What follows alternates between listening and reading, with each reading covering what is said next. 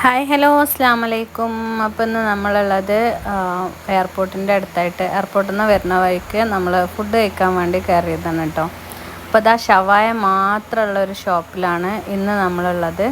അത് വരുന്നത് നമ്മൾ എയർപോർട്ട് റോഡിനാണ് കേട്ടോ. എയർപോർട്ടിൽ നിന്ന് വരുന്ന വഴിയാണ്, കൊണ്ടോട്ടിയിലാണ്. അപ്പോൾ നമ്മൾ ഷവായ കഴിക്കാൻ വേണ്ടിയിട്ട് കയറാണ് കേട്ടോ.